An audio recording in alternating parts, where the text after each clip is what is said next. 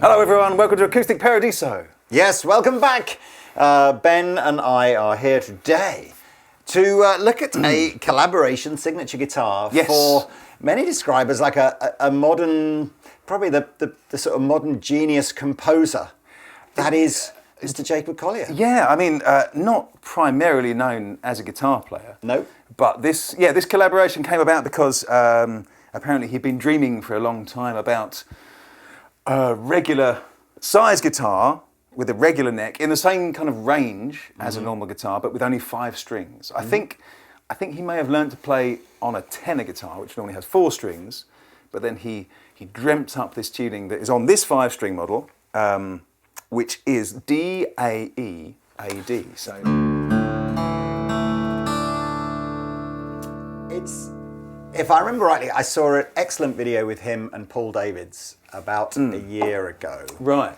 Talking about what inspires Jacob Collier are new sounds, so new intervals. And I think the reason he wanted to sort of perhaps wasn't so interested in doing a 6-string with conventional tuning, albeit he eventually did do a 6-string in conventional tuning, was that it was some of the less familiar intervals that you might play on an acoustic guitar that inspired him to be creative. Yeah. So, you know, not in, I mean, we obviously just played a lot of Ds and Gs and E minors, which arguably couldn't be any more familiar with on an acoustic. But yeah, so that was the principle behind this. Yeah, I think it's to do with the voicings that are available in alternate tunings, and like obviously, alternate tunings are not new to the guitar. You know, there's a lot of people who never play in standard tuning, but you know, I think having it on a 5-string neck is the part that makes it different. You know? So, what do we share in common between the 6 and the 5-string? Is it sort of body size and timbers? Yeah, the construction is, these are both made of Hawaiian koa, so the top and the back and the sides, which is very pretty. It is. So solid Hawaiian koa, top, back and sides, mahogany neck with a selected ebony fingerboard bridge and kind of headstock faceplate, which has been specially selected for its kind of variegated grain and things. I like these tuners. Yeah, I think they're Grovers. Is that their own brand? Or is no, okay? these are Grovers, I think. Yeah, they're nice. They've got like a vintage vibe, but with a bit of mass behind them, haven't they? Yeah. How would you describe the contour of the neck, just to give people an idea of what they might be getting? It's a fairly narrow kind of, well, not narrow, but fairly thin neck. It's kind of, it feels like a. If you're used to playing Taylors, you're not going to feel uncomfortable on this. The thing that I'm finding weird on this is because it has only got 5 strings, I keep trying to put my finger spaces where there isn't a string. But I mean, it's a standard scale length guitar. They're both fitted with the LR Baggs Element VTC pickup, which is, you know. Well, actually, on the subject of that then, let me take the reverb off of this and just set the EQ flat. And then perhaps what we could do is a little bit of what does it sound like through the microphone. In fact, if I turn this off completely, what does it sound like through the microphone? And then I'll turn the amplifier up and we'll get a little bit of like how do the elements thing work. I guess, so you got a 5-string and a 6-string version. I'm kind of guessing the Jacob Collier superfans might lean towards the 5-string. I would guess so, that's his vibe.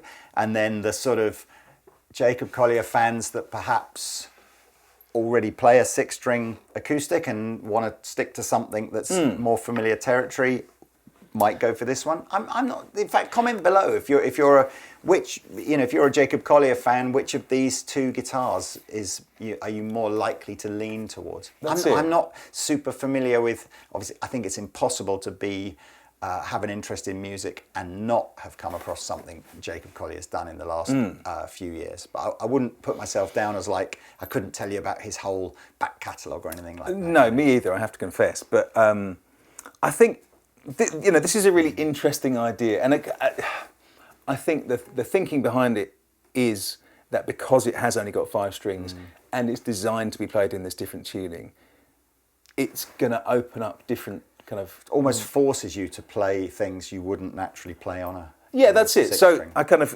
I picked up for the first time this morning. I do play in Dadgad quite a lot, which is not far from this, and open D and things like that. But having that E in means that you've got 2/5 if you're going to get into intervals. The bottom 2 pairs, you've got a fifth there, and then you've got a fifth here. So you've got your kind of power chord shapes. And then on the top, you're going from an E to an A, which is a fourth, and then an A to a D, which again is another fourth. So what that gives you, 2 Ds, 2 As, and then the E in the middle is your ninth. So you've only got 3 notes essentially. Essentially, on your open but then you've got 2 octaves between those, and 1 octave between those. But it means that if you wanted to make a major chord, you only have to put 1 finger down on the 2nd fret of the middle string. To make a minor chord, it's the 1st fret. So if you want to do kind of bar chords and things, it makes it very easy. But you can also find different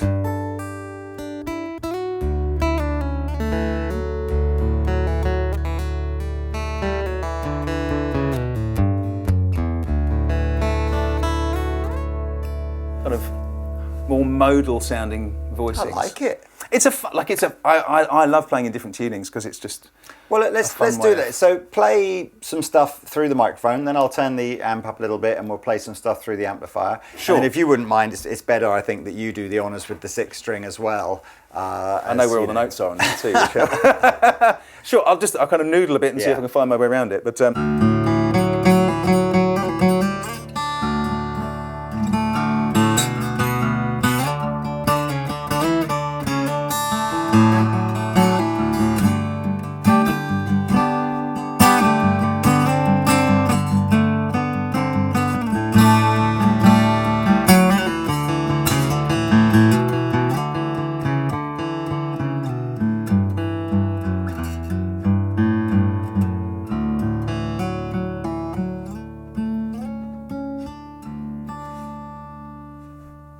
Nice. Let's do the same thing then and we'll hear the pickup now. Sure.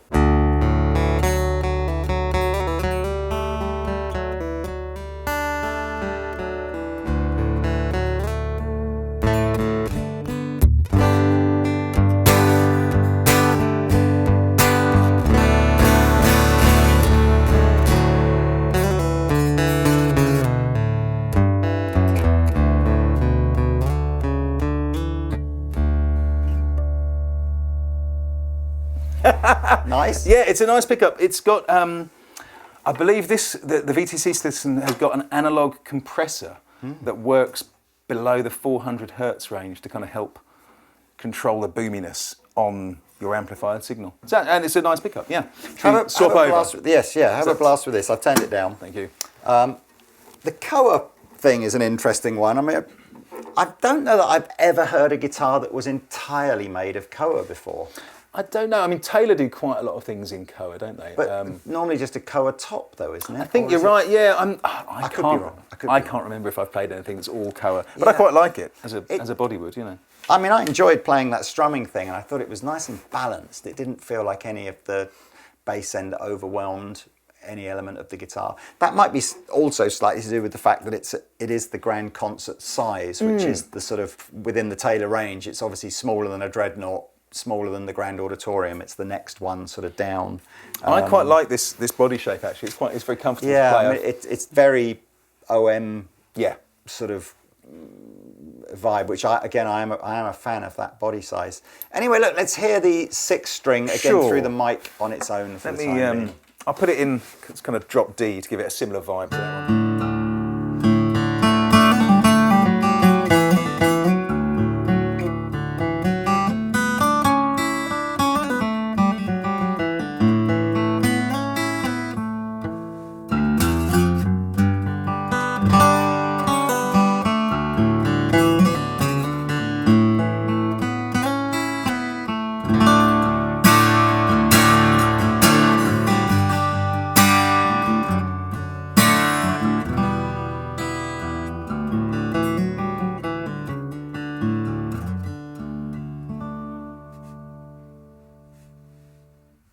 Nice. I think you should try playing the 5-string version. I will. Have a go, because it's... But let's just hear this through its pickup first. It's a surprisingly different beast, though. Yeah, anyway.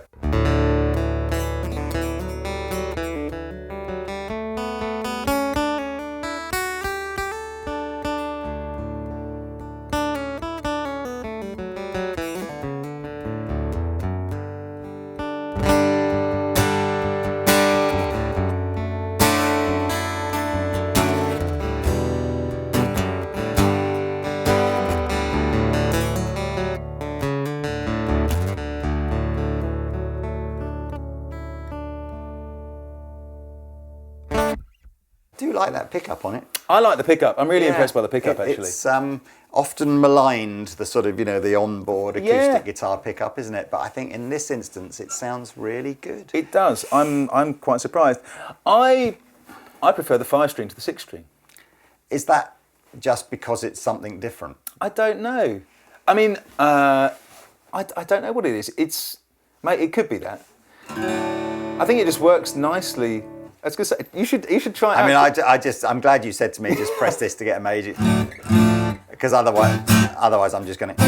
Yeah, you don't want to go any of your normal chords, do you? That'll give you a 7. I will get a brief 2-minute lesson from Ben about what to play on this, and then we'll come back to you with our outro jam. But I'm happy to give it a go. Yeah. I feel like I just want to play it like a Keith Richards Telecaster or something. But I mean, that's another option. You But could not totally that. put it in open G and Absolutely. go crazy. Maybe we'll do that. Before we finish as well, Jacob Collier. Yes. If you're, and now I can go back.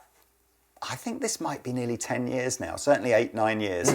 I had Steve Vai in an interview. I was talking to Steve about just who was he listening to at the moment, who was inspiring him. And he mentioned this name, Jacob Collier, at which time I was like, I've never even heard of this guy, so I better go and check him out. And I think at the time he was doing a lot of YouTube videos, largely at a keyboard. But the vibe was very much, you could tell here was a guy who was on a totally another level in terms of composition and putting sounds together.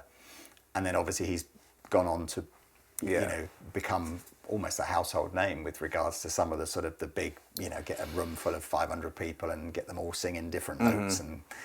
But what's your, what have you heard by Jacob that has inspired you? Well, I think the kind of obvious thing is that he's got he's obviously got a really, really, really good understanding of harmony and theory, and he explains it very well. Like he can explain, he can explain some fairly complex ideas about music and harmony and melody in a very accessible way. And like you were saying, the whole thing where he gets the crowd to become a choir, which we're going to do with everyone at home at the end of the video.